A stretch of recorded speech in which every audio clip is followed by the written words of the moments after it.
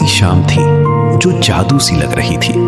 सुनहरी रोशनी आसमान में, दरख्तों में नर्म हवा और पार्क के हर कोने में सुकून। हमना और मॉस्को साथ थे, हमेशा की तरह, एक खामोश और पुरसुकून शाम की वॉक के साथ।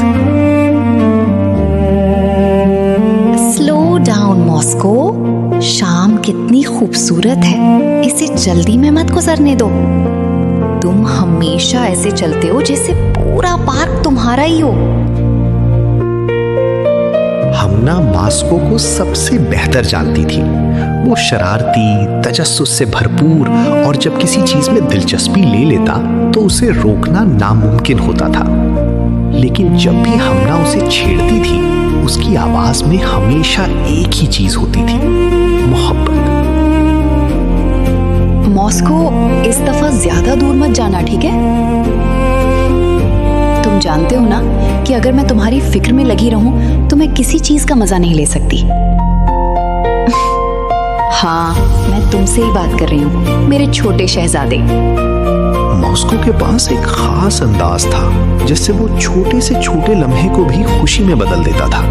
गिरता हुआ पत्ता, हवा का एक झोंका या खेल के चंद लम्हे, न जाने कैसे, लेकिन उसके साथ दुनिया हमेशा ज्यादा नर्म, ज्यादा रोशन और थोड़ी सी ज्यादा जिंदा महसूस होती थी।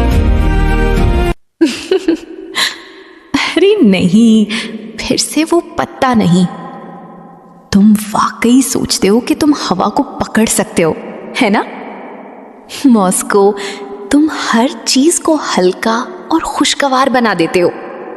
लेकिन शाम का वो सुनहरी सुकून ज्यादा देर तक कायम न रह सका।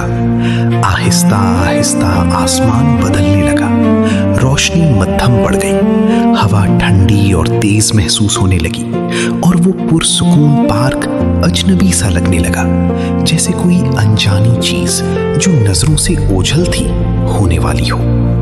ये ठीक नहीं लग रहा। हमें बारिश शुरू होने से पहले वापस चलना चाहिए। करीब आ जाओ मॉस्को, मुझे ये मौसम पसंद नहीं आ रहा।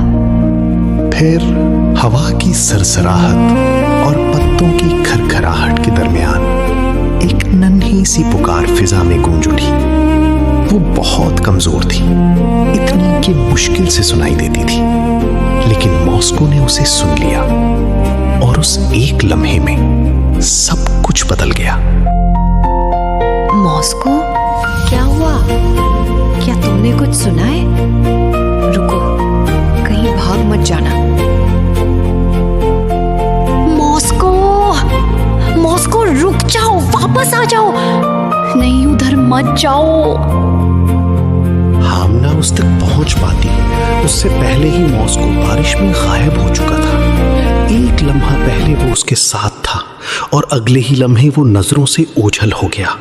तूफान और पार्क के अंधेरे गीले कोनों ने उसे अपनी आगोश में छुपा लिया।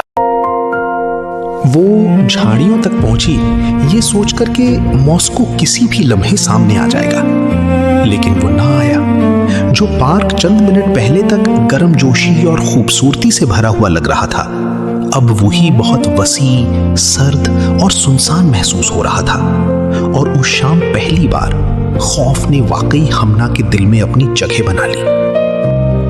उसने हर जगह तलाश की, बेंचों के नीचे, दरख्तों के पास, पहाड़ के करीब, फूलों की क्यारियों में, बारिश के दरमियान, और अपने सीने में बढ़ती हुई दहशत के साथ हर गुजरता हुआ लम्हा जब मॉस्को उसके साथ नहीं था, खामोशी को और गहरा और तूफान को और भारी बना रहा था। बारिश और तन्हा स्ट्रीट लाइट की मध्यम रोशनी के नीचे अकेली खड़ी हमना का खौफ आहिस्ता आहिस्ता दिल शिकस्तगी में बदल गया। वो सिर्फ एक पालतू जानवर को नहीं ढूंढ रही थी, बल्कि उस साथी को तलाश कर रही थी जिसने खामोशी से उसकी जिंदगी के कितने ही दिनों को तसल्ली, मोहब्बत और खुशियों से भर दिया था। और फिर बारिश के शोर के दरमियान एक नन्ही सी आवाज सुनाई दी। ना वो बुलंद थी, ना ही बिल्कुल साफ, लेकिन इतनी जरूर थी कि हमना को मायूसी के अंधेरों से वापस खींच लाए। इतनी कि उसके दिल को आगे बढ़ते रहने की एक और वजह मिल गई। वो वही था, भीगा हुआ, खामोश और बिल्कुल पुरसुकून। ना वो गुम हुआ था, ना ही छुपा हुआ था। मॉस्को एक नन्ही सी जान के लिए वहीं रुक गया था, जो उससे भी ज्यादा छोटी, कमजोर और बेसहारा थी। जब हम ना उसे ढूंढ रही थीं, तब मॉस्को उस किसी की हिफाजत कर रहा था जिसे उसकी जरूरत थी। उस लम्हे हम ना सब कुछ समझ गई। मॉस्को ने उसे लापरवाही की वजह से नहीं छोड़ा था, वो रहमत और हमदर्दी के पीछे चला गया था। तूफान के दरमियान भी उसने एक डरी हुई और बेसहारा नन्ही सी मखलूक का साथ छोड़ने के बजाय उसके पास रहना पसंद किया था, जिसका उस दुनिया में कोई और सहारा नहीं था। ठीक है छोटे, अब तुम महफूज हो। चलो हीरो, इस बारिश से बाहर निकलते हैं। तुमने वाकई मुझे रुला दिया, बेवजह भी और हर वजह से भी।